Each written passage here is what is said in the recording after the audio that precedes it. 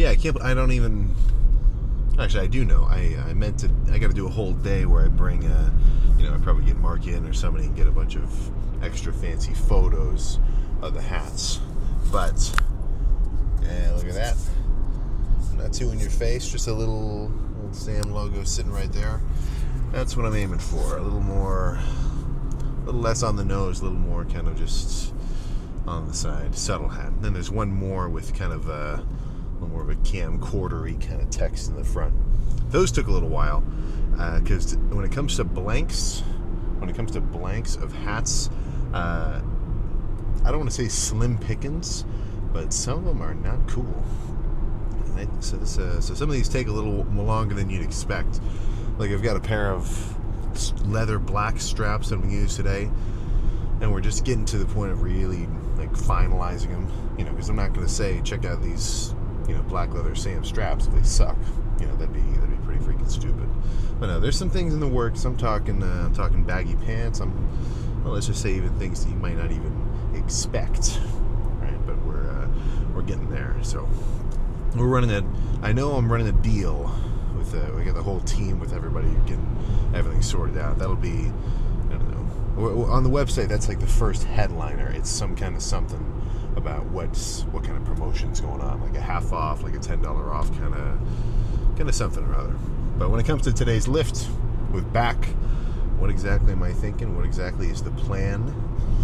Well, I can tell you the plan. I can tell you the plan for sure. It's to get my lats as pumped up and wide as possible. But that's not exactly a plan, right? That's more of a goal, So if I could break down what my back days look like, I think I have a certain skeleton of a workout that I like. And with every body part, with chest, with arms, with legs, with back, I've got a basic framework of workouts that I like to do, and then I can plug and play different movements or do things in different orders where it still becomes a totally different workout on a day-by-day basis. But I definitely fall into some of the same habits. Sometimes I like to start off with a really heavy row, or with a really heavy pull down, like not insanely heavy, but on the heavier side, and then couple that with maybe a lighter row afterward. So it's not even like that I have a specific set of movements. One thing I do always fall into a little bit of a habit of, which I think is a good habit, is just trying to make sure that the workouts always change. Every movement is different than the last. So if I just do a couple sets of a good row, well, that's my cue. Maybe I should start a pull down. And if I just did maybe a heavy row, then that might make me want to do a light pull down next. So it's almost like whatever I start with might dictate how the whole lift goes. So if it's a day where I want to go back and forth, then maybe I start with a light pull down, or no, let's say a heavy pull down. I'm going to contrast that with a lighter squeezing row. All right, light squeezing row, but I just did a heavy pull down at the beginning. Maybe I'll do a lighter pullover. So lat focus, but not with so much weight. And then contrast that with, okay, now I just did a light lat movement. Let's do a heavier back row to finish. More upper back, more mid-trap, more whatever. And, just kind of go back and forth like that. But then some days, I'll still go back and forth, lats back, or lats upper back. But instead of, jumping straight to something like,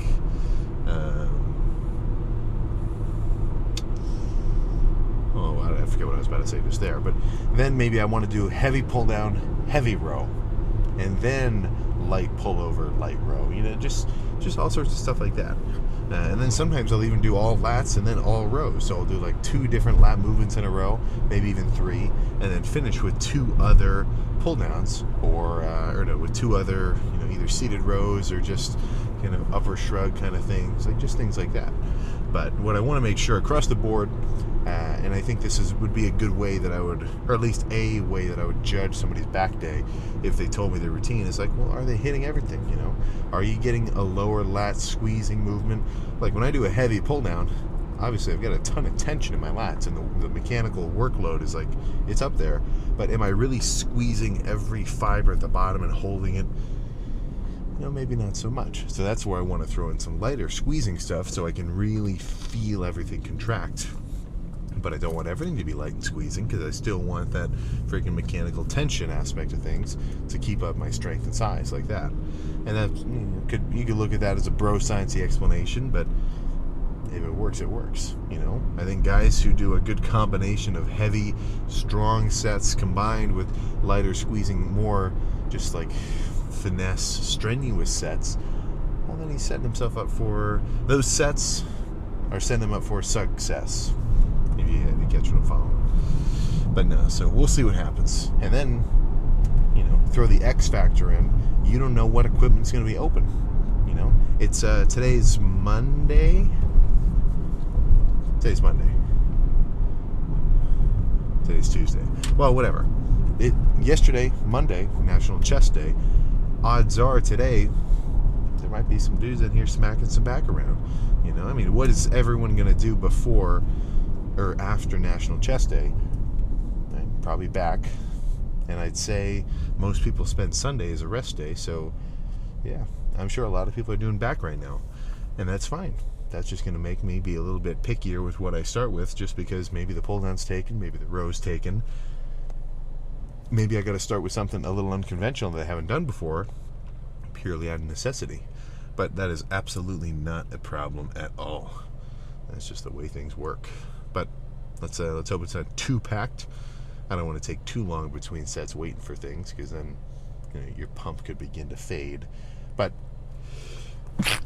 I bet it'll be good. So, let's get started. Let's start with some single arm hefty pull downs. My left side is a little underdeveloped compared to the right, so I'll hit failure on the left and then match reps on the right side. It's not a huge discrepancy, but it's enough. It's enough to notice. All right.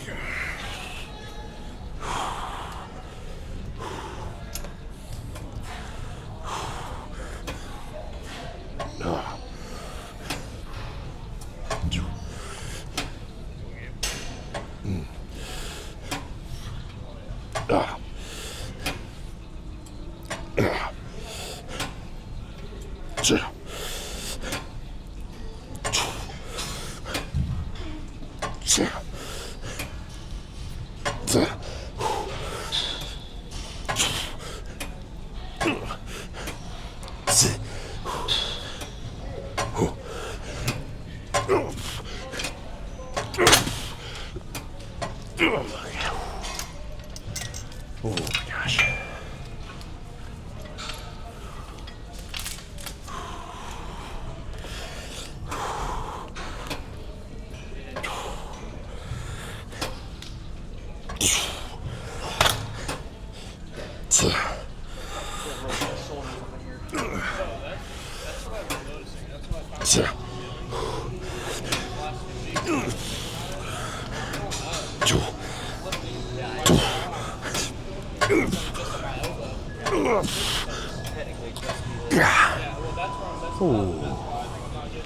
Okay, one more of these.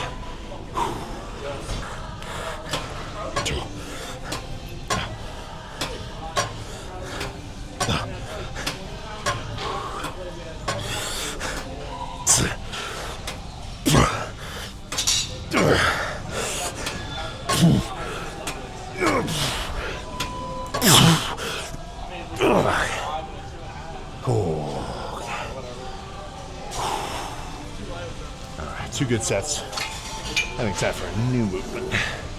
Let's take the section plate off. Alright, I don't think I've done a freaking bent over T-bar row, barbell style, since I was in freaking high school. And at the time, I ego lifted 4 plates and I felt like a total beast. I'm doing the same 4, but in a much more controlled manner today.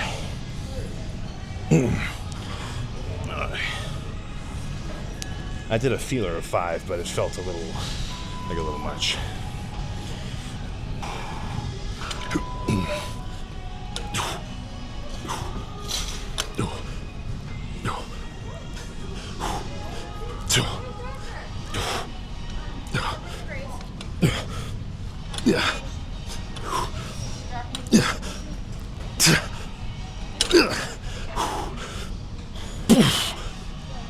Oh, okay. Whew. Okay. Oh, man. One more of those. That was good. That was heavy, but not too heavy.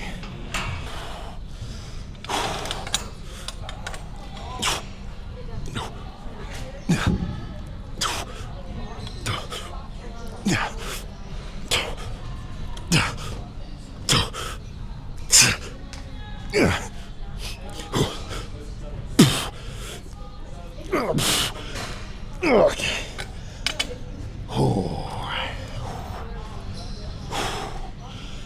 Let's clean this up and move on to something else.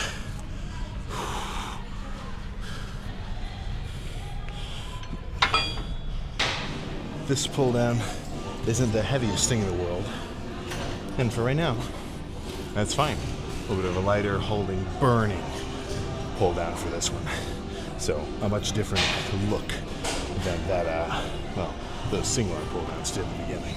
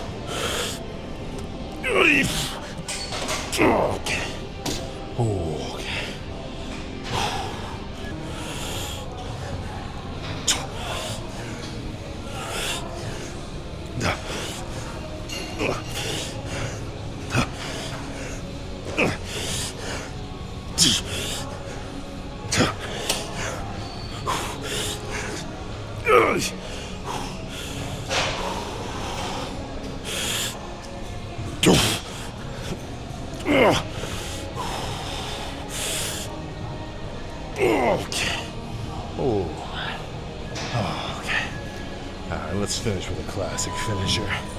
Grab a cable, some D handles. You know what's about to happen. At least if you've seen a few of these back days before. I couldn't find a long D handle, but you know what? A long rope will be just as good. I mean, when I strap in, it doesn't matter. This isn't a conventional pulling handle. My hands aren't going anywhere, but I got a couple bumpers and spacers so the seat can be far enough away that I get a good lat stretch.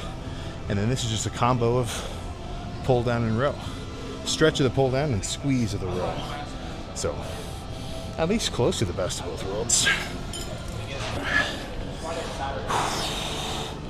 There we go.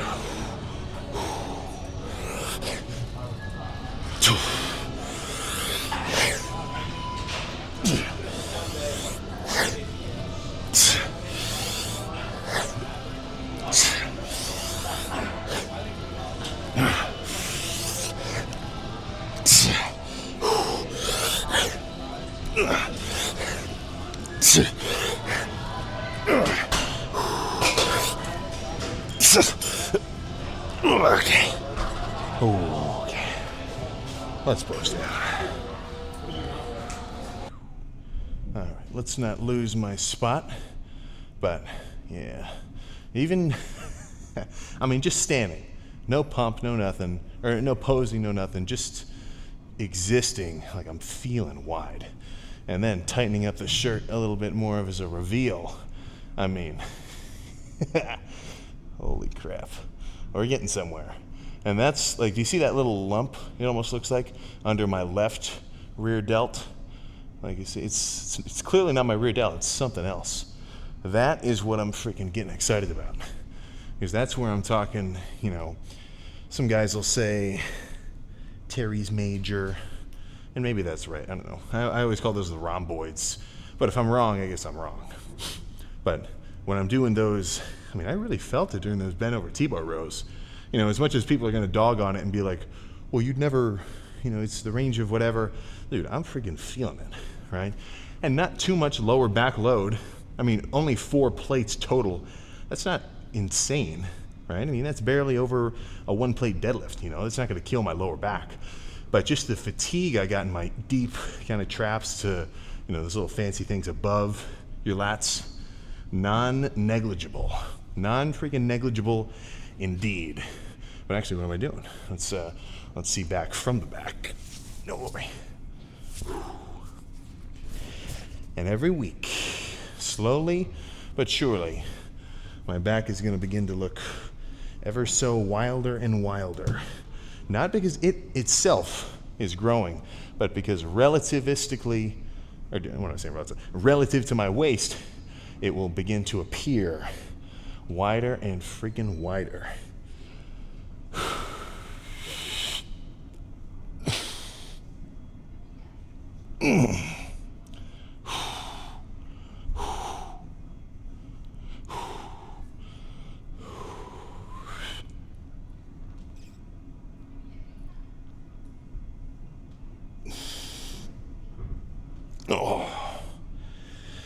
Oh, goodness.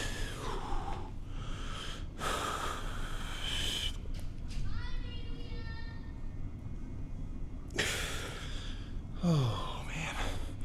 Yeah, that's what I'm talking about. But yeah, feeling wide without even posing, just my basic standing stance. I mean, shit. We used to call it having ILS, invisible lat syndrome, where it's like someone's walking around intentionally like trying to make themselves look bigger than they really are. Yeah, that's something that you don't notice when it happens, but eventually if you're moving through a tight space, you know, you're walking past me, whatever, you're not simply going to turn sideways. You're also going to turn and kind of try to scrunch up because you know you're walking around with at least a little bit of width. Never to the point of door frames being an issue. That's more of a Derek Lunsford problem, right? Like some guys will ask if I can still fit in an airplane seat. Yeah, I'm not that. I'm not half Thor Bjornsson. But, you know, sometimes it's a little bit less comfortable than ideal. And I guess that's a good thing, right? That's kind of the whole point we're going for. But nothing else to say now. Let's get in the car, get out of here, and get ready to eat something. That was a good lift, even though I might not have. Well, let's sack that in the car. There we go. Yeah, that's a good feeling. That's a good feeling. Just feeling wide, and that's honestly half of the kind of allure of being pumped. It's not only seeing yourself bigger than you normally are, it's also feeling it. Like right now, I can feel that I'm filling up the car seat a lot more than when I'm on my way to the gym, and it's just a little bit more proof that I did something. But if you want an example of someone who looks, well, let's just say extremely wide, then I think you're gonna have to cross the goddamn Atlantic and check out a certain Kalasinski, a certain Urs Kalasinski. I've been seeing all the freaking edits and you know, obviously some of them, when people make like a TikTok edit of bodybuilders, they'll add a little bit of framing and like you know, like sharpness and contrast or whatever to make them look crazier. But let's just say the camera did not need to do much work to make Urs look like a god dang monster out of a freaking book. Oh my gosh. I mean, it's you know, for anyone who's a little more bodybuilding fan-esque, I mean, there's a couple shots where, I mean, are we looking at Urs or are we looking at a certain Dorian? You know, maybe not every year, but you know, dude, he has filled out his frame like a nut. That's for freaking sure. So I mean, you know, we've had some lifts. Every time I get to see him, we're always freaking, you know, super chummy. But that must have been, yeah, I mean, there was definitely a lot of thought going into that. So if you want to see a little bit more intel about the Urs transformation on his way to the Open Olympia this year, which he put it on the freaking line. You know, that wasn't like, oh, you know, maybe like, no, man, if he didn't win that show in Italy, he wasn't going to the Olympia this year. So yeah, sometimes you just gotta make that shit happen. And there was no guarantee, right? There's never a guarantee if you want to make some crazy shit go down. And that's where it's, you know, it's kind of on you. You know, do you want to go for it, or do you want to play it safe? Do you want to do what you know you can do, or do you want to kind of push the limit and see where it takes you? And I think there's a healthy amount of both of those mindsets to keep in, just to keep in your pocket, right? You're, let's say you flopped a pair. Hey man, somebody could have 2 pair, but you never know what else can happen, right? And that's something I really don't love, is all the time, when it comes to just goal setting, and like right now we're in the coaching / like lesson era, where it's like, dude, buy my course and I'll show you the craziest chest day you've ever seen in your freaking life, as though it's magically gonna. And then there's guys who are like, dude, buy my program to learn how to sell other people programs, to learn how to sell other people program. It's and the allure is that if there is a tutorial, if there is a basically guaranteed method of like, okay, if I do this, and this, then it will all work perfectly. Nice. I just got to know what those things are. And a lot of the times, I mean, it's not something you can just plan. It's putting yourself out there, going for it, and kind of seeing what happens. And that's where time is on your side. Because if you really, give it, I don't even want to say give it your all, but if you really dive headfirst into something and you care and you're trying and you're putting a lot of effort into it, well, odds are you're going to see results. Right? You're going to improve at whatever that thing is. If you're a little bit on the more tenacious side, shit, man, to achieve success is only going to be a matter of time.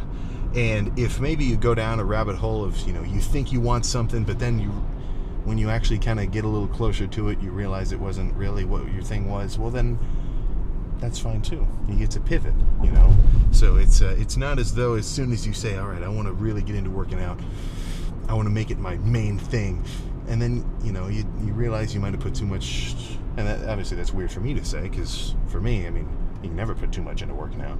But that's because it's my thing, I love it. But for someone else, I think I kind of have almost not a split personality, but like a split perspective on how I treat the gym and how I treat working out. Because for one, it's my thing. I really love putting energy into it. I'm always thinking about it. I'm just I'm just wired for it. It makes me happy. I love to do it. It's not a question of am I going to go work out. It's usually a question like, okay, am I, like, if I'm like sick or I'm like whatever, it's like, am I going to take a rest day? Like, that's the question. It's not am I going to hit the gym, it's am I going to skip the gym if I really have to, So that's but that supersedes the benefit of working out for everyone, which is everybody should be working out at least a bit, at least a couple days a week. A couple days a week of you go in, maybe you do it just a push day, triceps, chest, not even that much. And then maybe you even throw 20 minutes on the treadmill or 20 minutes on the seated bike afterward. Dude, the person who has no gym at all in their life versus the guy who goes in 3 days a week consistently, that is huge. That is a massive difference. And I'm not even talking like the guy is, totally just Dorian Yates blood and guts in every workout. Like, dude, 0 to 50% effort working out, which I think we can all give 50. Everybody can give 50, go in, do a couple sets, whatever, just expose yourself to some weight. It's objectively good for you, right? Just because we can play on our phones and scroll TikTok and make Twitter posts doesn't mean you're still like a living organism that needs external forces to keep it all moving, right? So it's a little bit of a back and forth, because for for guys who I would consider a little bit on the crazier side, where they want to make the gym their thing, at least in this current moment, that's what they're freaking going for, and they want like substantial results. You want more than the average guy. You want it. Well, then you got to bring it like you want it. But that's not to say everyone has to bring it like that if that's not what their goals are. I want a world where everyone is hitting the gym a couple times a week, minimum. If I could snap my fingers, worldwide wish, that would be it, right? I don't know. I guess if I'd might have to throw world hunger in there, but they're close. Either world hunger or world gym memberships, or world healthcare. Those are up there. Hunger, healthcare, and everybody hitting the gym. That would be my dilemma if I suddenly, rubbed a golden shaker bottle and Ronnie Coleman as a genie popped out, gave me a wish like that. right? Those would be up there. And we'd all just be better off, man, But if you really want something, and what's stopping you, right? What exactly is stopping you? And that's something where I think it's good to have a bit of a self-critical, objective look at yourself. You don't have to say this, to the world, right? I mean, it's not the coolest thing to tell publicly somebody that it's like, yeah, I don't know if I'm really, like for someone to say, I don't know if I'm really cut out to do this. I don't know if I can make it. I don't know if I can keep sticking to this. I'm just not sure. Like, that's a hard thing to say. It's kind of hard to admit something where you're not exactly, performing your best. Nobody wants to put themselves out there like that. And I'm not saying you have to, but to yourself, your inner monologue, if you can know, or at least start to suspect some of your weak points or some things that you want to work on, well, then identifying a problem is the first step towards solving it. So if that's your thing, and you're like, oh, dude, I can't. All my buddies are hitting the gym 7 days a week. I can't do it. I can't. I've been trying. I can't do it. I got to back off. Fuck. Well, I don't want them to know I've been skipping. I don't that's all right. Right? Ease into it, because the whole point, or at least a good point of working out that I think, is the fact that you want to basically push yourself enough that you're in a threshold of progress, but not so much that you're just going to freaking burn yourself out. If somebody put me on a coaching program and it was like I had to do it, there was no other way to train, and they said I had to do 3 crazy workouts a day. They said I had to do legs in the morning, full intensity, chest at lunch, or chest and back at lunch, and then arms at night. Let's say that was what it took, and that was the only way. They had to force me to do it. I'd get sick of it. That's too much, right? So obviously that's more than I would ever do, but in relation to someone who's a beginner, well then yeah, it's going to take a little bit to adapt to your training, So as long as you're making small adaptations, you're just improving, you're getting better, you're not feeling so sore. Well, I think that's what we all want to see, right? You don't have to go 0 to 100 like that, right? And even the path of 0 to 100, it's never instant, right? You got to accelerate upward. You got to gradually increase the demand of the workouts. And that's why sometimes, the arguments of fatigue and just they kind of throw me off, because, and it's not because the idea of these things are wrong. That is not at all what I'm saying. My problem is that's kind of planting a seed of a thought process to someone who hasn't really gotten into working out before. Because, the first time I brought Mark into the gym, and this was totally wrong. This was not the smartest thing to do. But I had him do the workout I was doing, which I had, built myself up to do. And it was a 25 freaking set chest day, right? And afterward, from going from not really hitting a lot of, a ton of weights to that much at once, that was a lot. And even in the beginning, dude, soreness. Let's say you took someone who's never trained before, one of your buddies who they're cool, and you took them through a full-on push, pull, legs. You taught them the gist, you had them do everything right, and you really had them bring it. Well, guess what? The likelihood that they're going to be fully recovered on that 4th day to do it again, very low. Honestly, it almost guaranteed not going to be fully recovered, because that training and that stimulus is so new that they have to kind of build up a certain threshold of, I don't want to say training ability, but just recoverability to get used to it. But let's say he takes a couple days. All right, I'm finally feeling fresh again. I'm not sore anymore. And he does it again, a full-on push-pull legs. He's getting walked through a workout, getting shown everything what to do, getting the gist of everything. Guess what? Just that second week, right? That second run-through of, full body after a couple days, he will not be so sore for so long as that first loop, right? Push, pull, legs, rest. Wait till he's fully recovered. Okay, push, pull, legs, rest. That second rest time that's necessary will be lower. And it will be lower, and it will be lower, and it will be lower until he's used to it, and then he can keep training. And then now it's not even just okay, I got to get another workout, and it's all right. I got to make this workout nuts, right? I got to really push it. The point of, kind of the difficulty and the soreness, especially in the beginning, that's an indicator that what you're doing is freaking right, So it's not something to be, thrown off or like just annoyed of, or like when people say, oh dude, I don't like working out, it hurts. That sucks. I really don't like to hear that at all, you know. And that's where if you can get a certain, maybe a person to look up to or watch videos from, or maybe not even a specific person, but just watching like a bunch of Machiavelli motivation videos.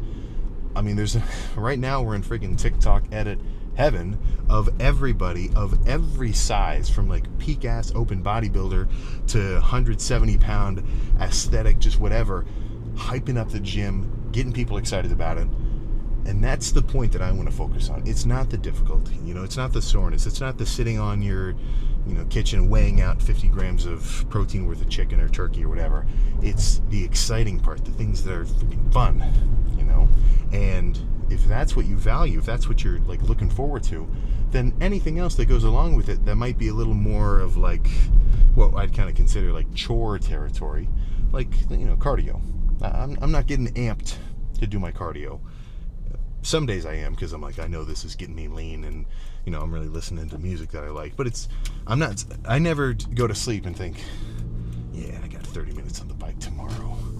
Nice. You know, it's just not like that, right? But I know that it works, so the benefit isn't the enjoyment of doing it, it's enjoying the results from it. Same thing with eating food, and you know, eating specific amounts and tracking everything and making sure my training is on par and I keep my intensity up at like that, you know, kind of 90%-ish, at least as long as I can kind of range, because I know it works, you know. So in the beginning, it's the hardest part. You don't know that it's going to work. You've never done it. This is new territory. And all I can say to you there is then you got to go for it, right? You got to try it.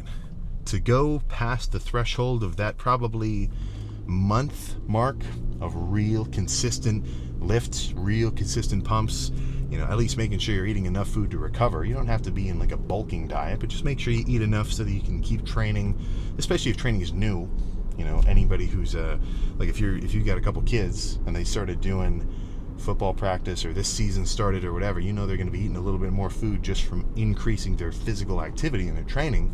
Like, dude, as long as you're eating good and you're sleeping all right and you're not staying up till 2 a.m. playing Marvel Rivals, well, guess what, man? That training is going to work. And once you realize it's worked, once you've got that first, you know, like visit to your grandma's house and she's like, who is this? That's not my grandson. Who is this guy? You know, or things like that. Or when somebody who you probably wouldn't expect would say, have you been working out? Yeah, guess what? Hook, line, and sinker. You're going to be looking for a gym on every vacation from now on. And as far as I'm concerned, that's a good thing. That is a very good thing. Now, that might just be because I love working out, and it probably is, but you know what? Whatever. That's how it's going to be. So now I'm going to go home, eat something, get this edited and posted, hopefully not too late, and get ready for bed and get ready for some arms tomorrow. I think I want to make a trip to a different gym. I think I want to make a return somewhere I haven't been for a little while. So I guess we'll see where that ends up being. But yeah, nothing else to say, but I'll see you tomorrow for some arms.